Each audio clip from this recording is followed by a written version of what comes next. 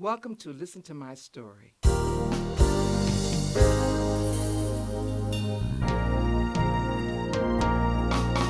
Potential is the sum of who you are that has not yet been revealed.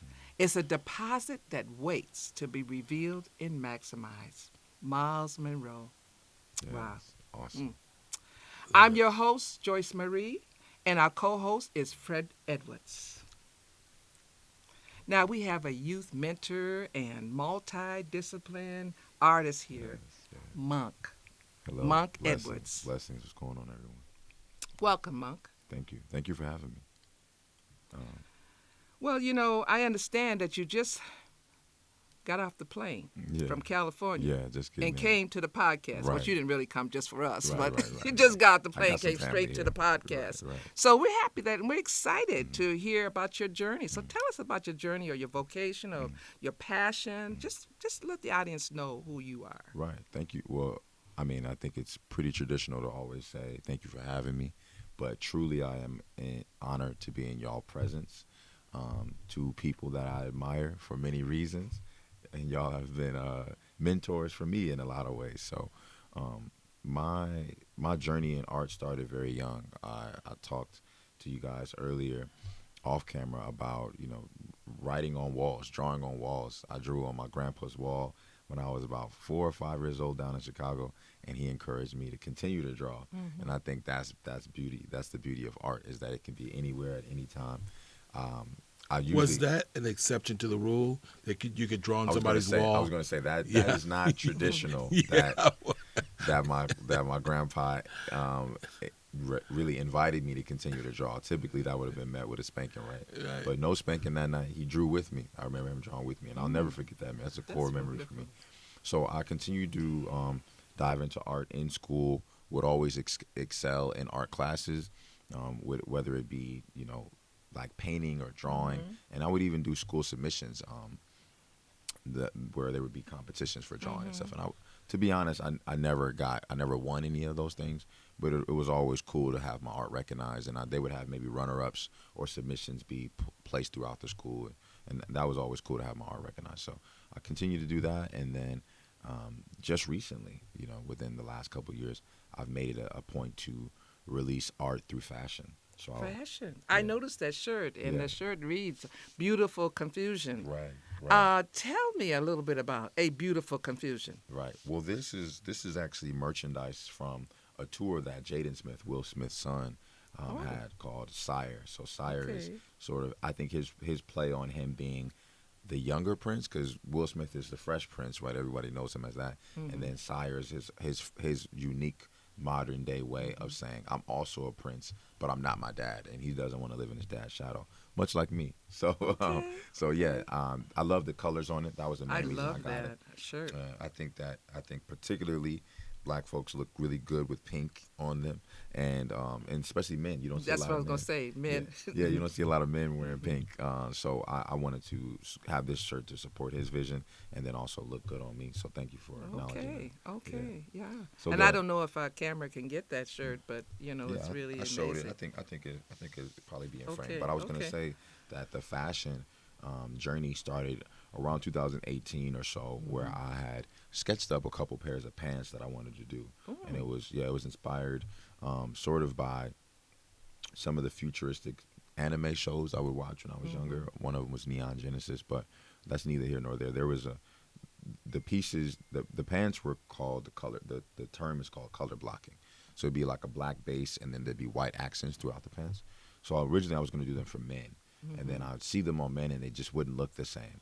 So I started to culminate more sketches, and eventually women became the muse and the main subject for them. So yeah, I did the fashion show, then fell in love with it, started to make rookie mistakes, paying too much, paying models more than what I had, because there were some of the models I had were just willing to do it for free, but I felt it was only right to bless them for their involvement. So yeah, long story short, I continued to keep making clothes to this day. I still make clothes that can be found on madebymonk.co. When they release, they're not. I've sold out right now, but Okay, where's that now? Say that again so the audience can. madebymonk.co. So Made by Monk is my my line. I go by Monk, but Made by Monk is sort of the company Okay. name, the brand name, and then you can go on the website at Okay. .co, not I'm .com, but excited. .co. Yeah. I'm Can you excited use for that you. name to sign a check or something, or Use is what? that Monk. Monk? Yeah, Monk. When you Oh, sign a check or something, can it if I go? use my debit card, sometimes I'll sign Monk out of habit. But I think technically I'm supposed to use my government name, which is Tim. Tim. Yeah, Okay. Tim. technically I'm supposed to use And that. that's when I know you as Tim. Right. Because we go way back. We go When way you was a back. child, Right. and I'm telling you, Mhm. there was a time when you helped me move. And you Yes. was only what? About 7? Yeah, I was pushed. I might have been closer to 10, 10, but 10, still, I yeah. was still young, and I vividly remember the at the time the apartment. I felt like in my mind, I didn't think it was big, but it probably was big, Mhm. and I just remember seeing little heirlooms and different plays and projects you had been involved in throughout the apartment, and Wow. thinking to myself, You wow, remember that? I remember that, like.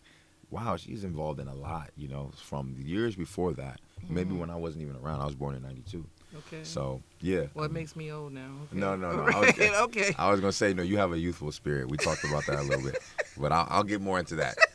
Do you Well, find yourself kind of doing similar, kind of putting away archives, putting Mm, away originals, putting away? I mean, the same thing that you seen at Dr. Joy's apartment. Right.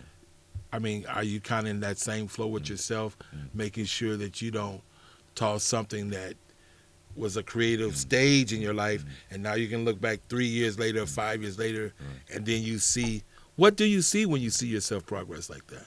Yeah. Well, again, we did chat about it, and I've always talked about it with you, Dad, one on one. Is that, you know, I think that mortality is a powerful catalyst for creativity and for will. Right. So for me, when I think about those totems, if you will, or those little heirlooms that hang around, they can be used as a pushing force for you to continue to create. And right now, my website acts as an archive, is the term, right? So if you look on there, you'll find old pictures of my mom.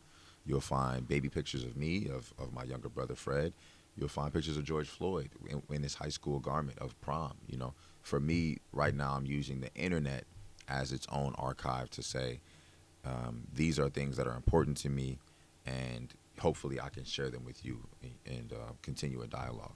So we're still building on the website. It's pretty straightforward right now, but eventually I'd like for people to be able to add their own photos onto my website. I think that would be neat. okay. Yes, I love that. In your experience as a youth and active in the community and empowering young people, I know you do that. What would you say the number one problem when it comes to our youth in our society today that is the youth advancing? What's the Right. number of the problem? Because I Yes, noticed yeah. that there's some youth going forward. I mean, I work with a lot of young people Mhm. through the Crossroads. And so what do you think the number one problem is? Yeah. Well, I think as a mentor, I can acknowledge the difficulty that youth have with a lack of mentors, right? Mhm. So I think that there needs to be more mentors who step up, Mhm. who, whether they are fathers, whether they are mothers, whether they are uncles or Mhm. aunties, step up and find someone in your community who needs mentorship. And maybe mentorship doesn't look like you hanging out with them all weekend or you checking in on them every single day.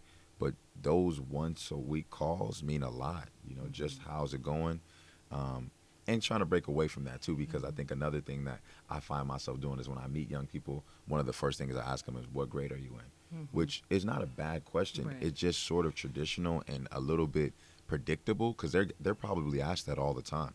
When they meet you or they meet you, that's one of the first things that come out of people's mouth. What grade are you in? Oh, that and that How old are you? how old are you? Right, though it's sort of a script. So asking other things like, what do you want to be? What do you think you want to be? Yes.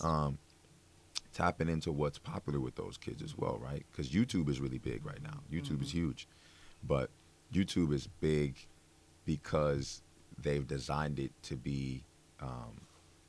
I think YouTube is so big because they've designed it to be psychologically magnetizing. Like the way that marketing is done for YouTube is intentional with with subconscious results. Like you can't it's you have to understand marketing to understand why YouTube is so effective.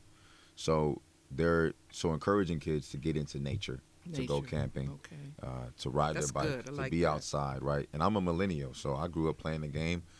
In some ways, I'm a contradiction myself, but I definitely had times where I went to camp, where my parents sent me to camp, and those were. Hold up, Mark. Mm, Tell us, would you tell us about one of the times you came back from camp mm, and it was transformative? yeah, I can remember as a father, right. one particular time when you came back from camp, Yeah. man, it was like an epiphany. Yeah, yeah. I mean, just briefly touch on that. Yeah, yeah. No, well, I talked to the mentor and the tour guide to this day. His name is Derek Madsen. I talked to him last week, without exaggeration. That was in 2005. It's now 2021, so that was almost 17 years. Or, I don't know what my math is, 16 years or so. So it's been a long time since I went on this trip, and we still have that relationship where we can call each other and talk to each other. But we in these messages we shared, we reflected on memories on that trip. Someone getting a leech on their leg, learning how to portage and how to measure a portage. Right, a portage is a journey through land areas surrounded by water. So if a portage, they measure it. There's a term, but they measure it by canoes. So if a canoe is maybe 12 feet or so, and the land area you're crossing is 1,200 feet, they would say it's 100 canoes or something like that. But those things, I didn't know anything about that growing up over in North Minneapolis. Like, we don't canoe a lot over there. So yeah, just being able to be in wilderness and hear peace for the first time. I had never really heard peace. What does that sound like? Right? What is that? I mean, I experienced peace post prayer, during prayer, but I had never just heard, peace. And to experience that at a, young, malleable age of 10, 11, 12 is really instrumental. What were some of your struggles as a young man going through life Mhm. on your journey? Yeah, that's an excellent question. I think that a ton of people can relate to that. But, growing up, I was bullied pretty bad. I got bullied a lot. In elementary school, middle school, I got picked on for just being unique, being different. Mm-hmm. I was artistic, as I expressed earlier, but socially, I was unique in the way that I approached conflict. I wasn't a very aggressive young man. I was a late bloomer. I probably didn't reach 6 feet until I was like 19 or 20. My voice didn't really drop till I was 21. So I was a late bloomer in life, and that became a difficulty for me, mostly because a lot of my bullies were young black women. Like, Women? yeah, I was getting beat up by girls. So that just Tell showed. the truth and shame the Yeah, devil. exactly. Yes. Come on. Hey. I'm gonna just be honest with y'all. That shows. I think that paints a better picture of just how sensitive I was, and timid I was to confront bullies, because mentally, thinking back now, mentally that was maybe my first interaction with anxiety on the mental health side. I would get on the bus and feel anxious about the bully waiting for me. I would get off the bus and feel like the bully might chase me home. There was a young lady. This is a funny story, but there's a young lady in high school named Muna. She was my bully in middle school. So she followed me to high school. And the craziest thing was, she would chase me home in middle school, from Olsen Middle School over North Minneapolis. She would chase me home. Her and her sister would chase me home. I don't want to say her sister's name, but they would chase me home. And one time they threw my backpack in the pond. What? And just because I think, actually I found out she actually had a crush on me. Oh, But this wasn't no mild bullying. This wasn't like, hey, they would call you, a booty head or something like this. Wasn't. That's what I was going to ask you, because sometimes that happens because they like you. Yes. And so they do those things. This is what I was gonna say. Get that attention. Oh, they you got pay it. attention to me. Right. You Right. know, I'm here. Right. Oh, wow. That's amazing. Because, But I want to. I know you served 10 years in the Army, right? Can you tell us a little bit about that? yeah. Well, I'll wrap up. So, with the funny thing with Moon is that I ended up going to prom with her. She Oh, ended you up went being to my prom. date. Okay, Yeah. So okay. that's what I'm saying. That I is found- funny. That is funny. Yeah. That is funny. Because she went from beating me up to we danced together. But yeah, ironically, around that same time, I was deciding what I wanted to do in my life. I wasn't the greatest student. Honestly, I was great at art. I was coming out of my shell after all these camps. Were teaching me to, really socially embrace how unique I was, and I knew I needed to do something. So I looked around.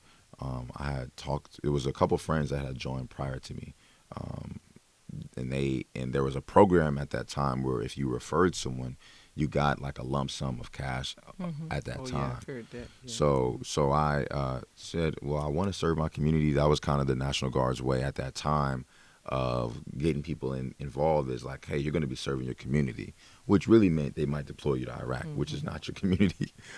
So my Global community. right, my perspective on the military is complex and it's layered.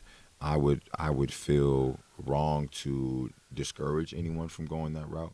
But if you do have artistic gifts, I said this before, if you do have identity young, because there are some young savants who are gifted and just know who they are, know what they want to do. And there are some people who have to figure it out. I was one of those people who had to figure it out. And the Army helped me figure that out, but in a non-traditional way. So I joined, and I had this idea of who I was and who my identity was in Christ. And I think that the military doesn't always take well to that. Typically they want to be the one to issue you your identity. This is who you are. You're a killing machine. You're a robot in some regards.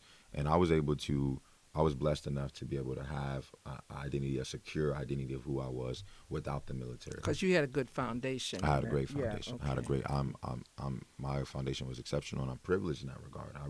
I realized that in North Minneapolis, growing up in the inner city, that not a lot of young black boys had their father around. If they did, he was abusive or he was alcoholic, or there's a long list of things. And my father's not perfect, but I love him.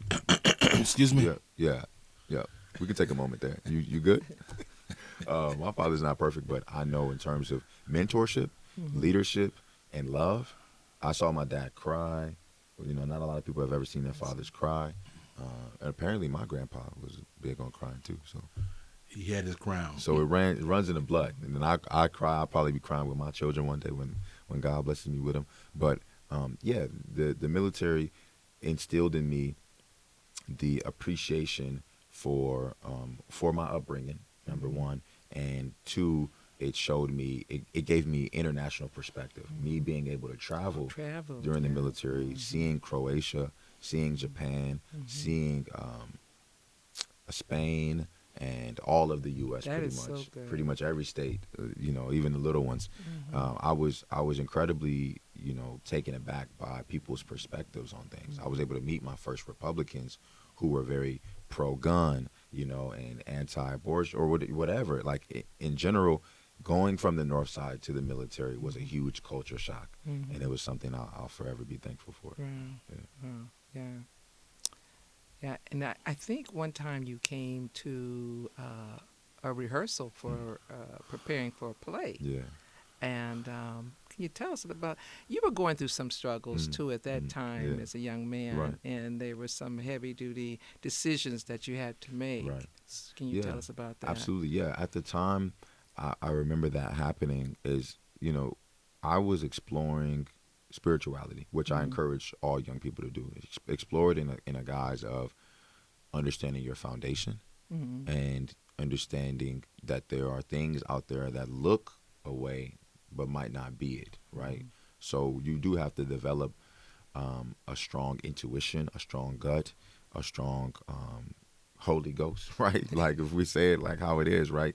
Because there are things that are going to come across your eye and your gaze that look like the truth, sound like the truth, even feel like it, if, again, your foundation is not rooted in faith, rooted, I believe, in Christ. So, I was experimenting in faith, and at the time, I was even following the Islamic faith. And that was, I think, 2014 or 13, I can't recall now, but I was learning, my introduction to that was learning Arabic in the military. And one of the first things that kind of cued me to look into Islam was just how negative the rapport and the conversation was around Islam in the military. To me, because I know what happened with Malcolm and I know how Martin was treated, in my mind I'm like, something's up. If the government don't like somebody, that usually means that there might have been a revolutionary aspect to them of liberation. And so I looked deeper into that, and yeah, befriended a lot of people who were of the Muslim faith, and got close to really like understanding the differences. Because actually, it was a funny story. Do you remember the time where you took us to the Nation of Islam? Is it considered a chapel? Well, mosque. It's still a mosque. Okay, Yeah. okay, a mosque. Mhm. So there was one over north at one point in time. Yeah. And my dad wasn't trying to convert us. He was just giving us perspective, right? Yeah. Like, hey, this is the difference between how we worship and how they do. And I refused to go in. I stayed in the car for the 2-hour service that happened. Yeah. Didn't sleep. I just stayed up. And I remember that vividly. But I had always remembered talking to my parents during this experimental season with Islam that, they said they felt like it was a phase. And I remember feeling disrespected by that, right? I was 22, 23, feeling very well versed. How dare you say this is a phase, This is a lifestyle. So, I really thought it was maybe arrogant, but what it was spiritual dimensional understanding of not just living in the natural, because sometimes we can live in the natural and forget there's a completely entirely different realm to operate in. So they stayed praying for me. They stayed loving on me. I never felt outcasted as a result of my conversion. And when I was ready to accept Christ back into my life, they were still there with open arms, So it took me a lot of experiences that maybe I won't be able to get all the way into. You was like the prodigal son. Yeah, but I thought he was ousted, no? Wasn't he in Well, pig poop? he left on different terms. Yeah, Okay. he left on different terms. It was a different term. On a spiritual journey, so to Right. speak. Okay. But maybe he felt deficient, like he was deprived of some things. But eventually he came back home. Okay. Yes. And he had the right kind of attitude Right. that really helped him get right with God. So Yeah. you Right so with you his- think that's what happened Well, to yeah. you? Because I know that that when you came that one time, you were so adamant that this is who I am. And I thought that was very interesting. And Yeah. to see you now, I haven't seen you for a while. It has been a couple years. Yeah. Yes. Yeah. And It's so good to seeing see, you still look the same. Look great. Yeah.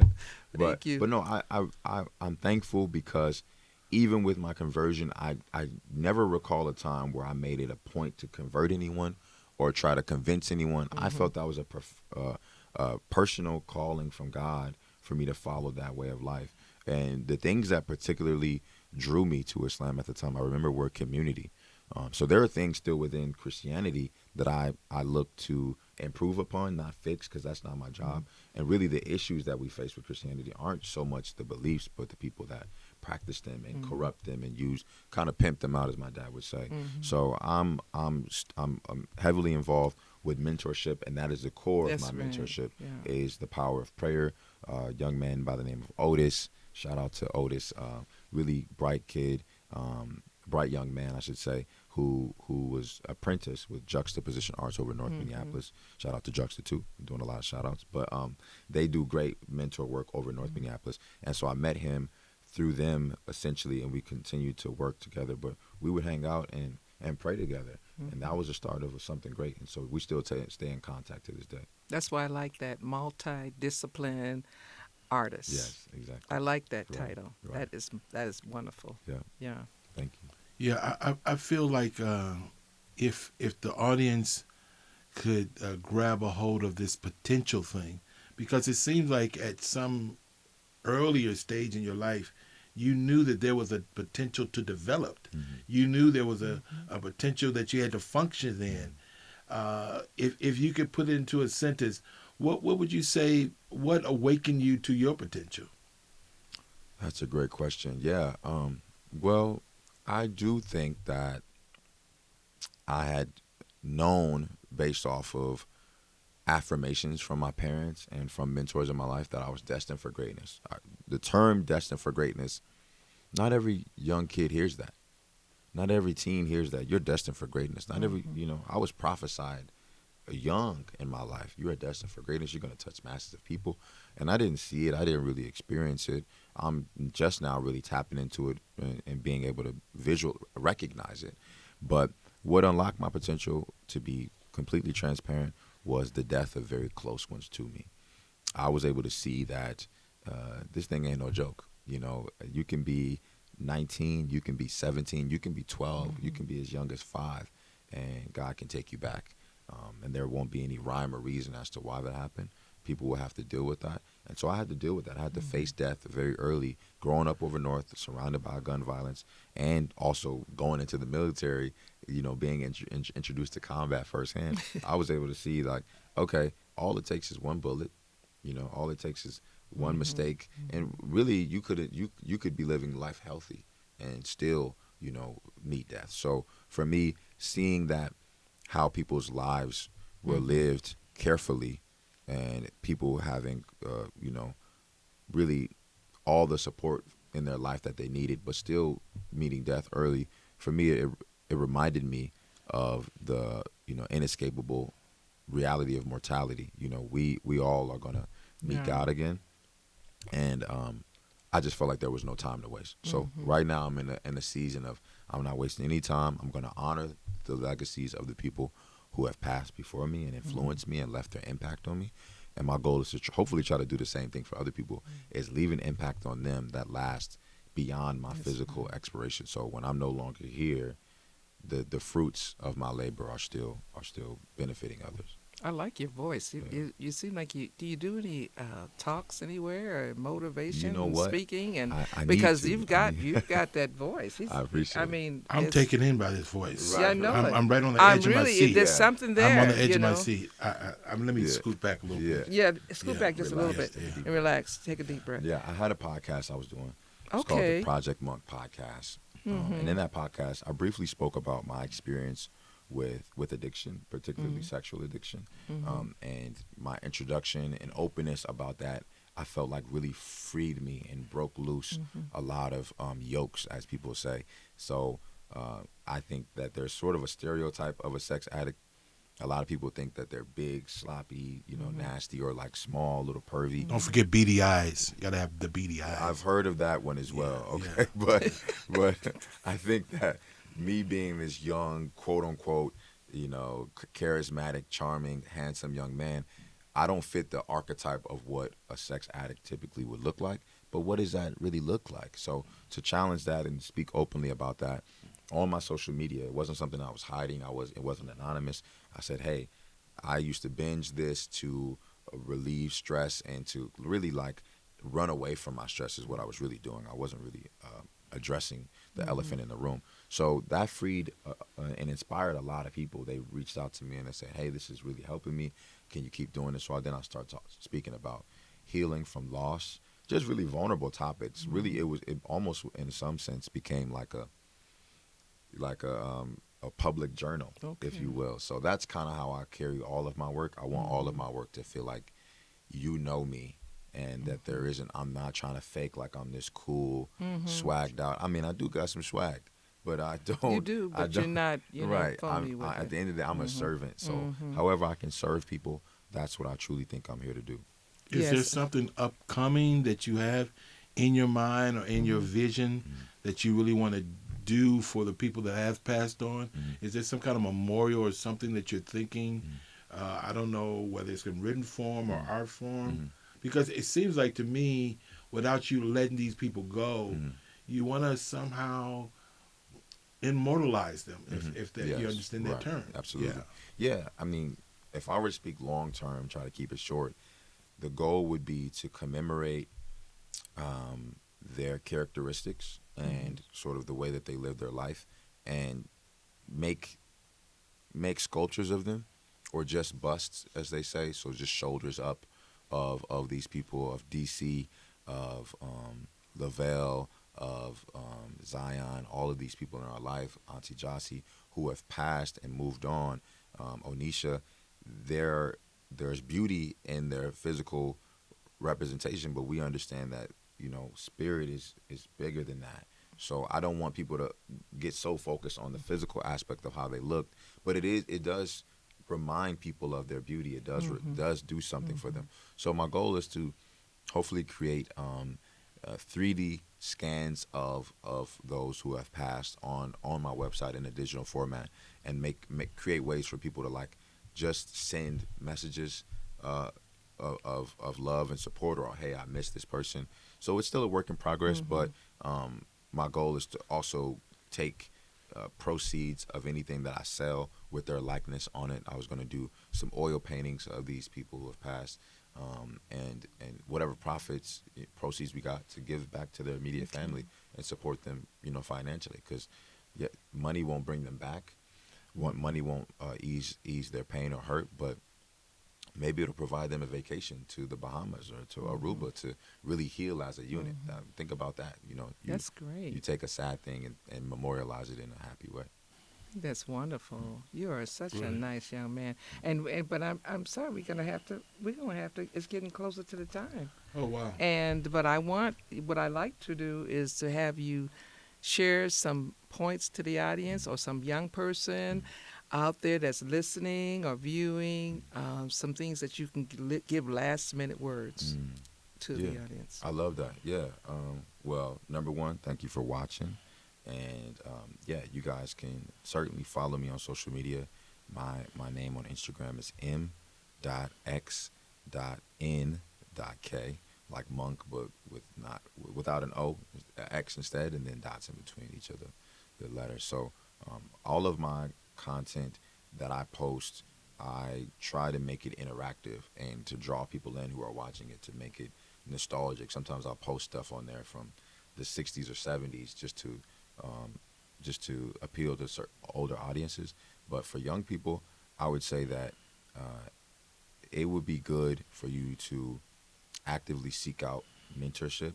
And how that looks, I think, is starting with prayer. Like, seeking doesn't have to be a verb in a sense of what we literally think it is. It can just be saying, hey, God, I watched a podcast, and in that podcast, one of the people talked about mentorship. Can you please send me a mentor who is in my life, who wants the best for me, who will protect me, who will guide me, and will be honest? And I truly think that if you pray from a genuine space and a genuine place, heart posture, that a mentor will be brought to you. It's just all about you seeing them. Maybe they won't look like how you think. Maybe they won't be swagged out. Maybe they'll be in a suit. Maybe they'll be in, what you least expect. But I truly think that mentorship is a key quality, and finding the right kind of guidance, and finding what you don't want to be. Because a lot of people in our lives come in our life for the reason of showing us both what we want to be and maybe what we want to avoid becoming. Thank you for that. Thank you. Now we want to thank our guest again, Thank you so much. I Monk really appreciate it. Edwards. Thank I you. really appreciate him coming on Appreciate y'all having me. and sharing his story. Very powerful, and I'm so excited because he's going to be working with some of my work, and I'm so Yes. happy to have him. Yes. And our co-host, Fred Edwards. And Great our show. viewing and Chicago. listening audience, we want to thank you for tuning in. And again, listen to my story.